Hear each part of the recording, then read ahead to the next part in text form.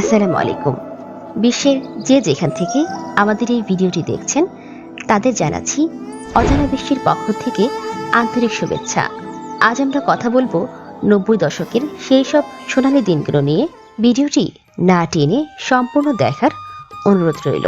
90 দশক কেবল একটি সময়কাল নয়, এটা একটা অনুভূতি, একটা আবেগ। এ সময়ে যারা জন্মেছে বা এই সময়টা পেয়েছে তারা যেমন চিঠি লিখে মনের কথা পাঠাতে পেরেছে, তেমনি আবার ভিডিও কলে কথাও বলতে পেরেছে। চিঠি পাঠিয়ে অপেক্ষায় থাকার স্বাদ যেমন তারা পেয়েছে, তেমনি কয়েক সেকেন্ডে প্রিয়জনকে দেখার সুযোগটাও পেয়েছে। মিটে গেছে যোজন যোজন দূরত্ব, মাইলের পর মাইলের দূরত্ব খুঁজতে দেখেছি আমরা। তাই বলা যায় বিশ্বায়নের এই যুগে অনেক কিছু হারিয়ে গিয়েছে আমাদের জীবন থেকে। এই ভিডিওটি তাদের জন্য যারা কিনা সেই ফেলে আসা 90 দশকে টু মেরে দেখে আসতে চায়। চলুন ফিরে যাই, ঘুরে আসি সেই সব সোনালী দিন থেকে। আমাদের ছোটবেলা এমন একটা সময় যেখানে 90 দশকে আমাদের ছোটদের শৈশব কেটেছে চমৎকার ভাবে। কখনো ঘরে খেলে, কখনো বা বাইরে খেলতে গিয়ে, কখনো ভাই বোন মিলে ক্যামেরা খেলেছি, কখনো বা লুকোচুরি, আবার কখনো সেই 90 দশকে প্লে স্টেশনে খেলা হতো ব্রিক গেম। কি চমৎকার সময় ছিল।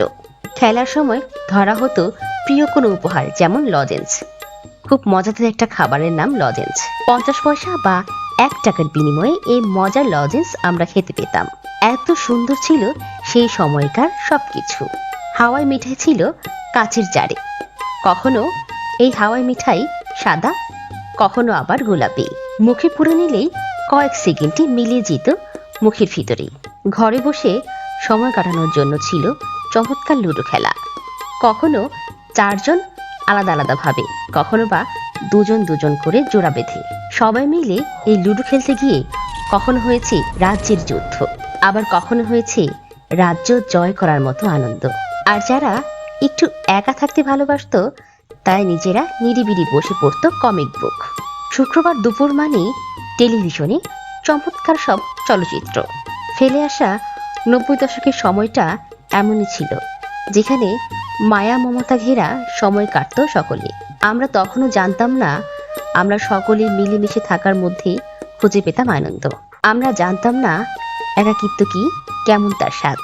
সবাই মিলে গল্প গুজব আড্ডা সবকিছুই হতো একই ছাদের নিচে কিংবা ছায়ায়। কারেন্ট চলে যাওয়া মানেই পড়াশোনা থেকে ছুটি।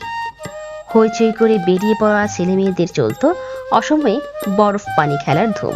মনে পড়ে মান্নাদের কালজয়ী গান কফি হাউস। তখন আমাদের ব্যস্ততারাও অবসর ছিল। আমরা গল্প গানে সময় কাটাতে জানতাম। সবাই মিলে ঘুরতে যাওয়া কিংবা বসে গল্প করা ছিল হরহামেশার ব্যাপার। টেলিভিশন বা সিনেমা হলে থাকতো লম্বা লাইন।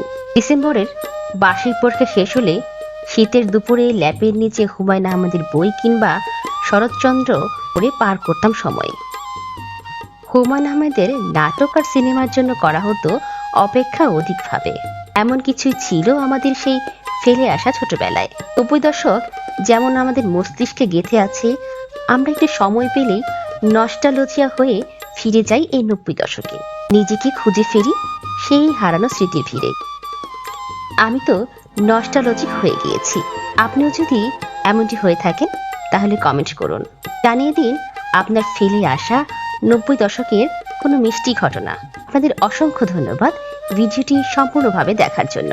ভিডিওটি ভালো লাগলে অজানা বিশ্বের চ্যানেলটি সাবস্ক্রাইব করতে এবং শেয়ার করতে ভুলবেন না যেন।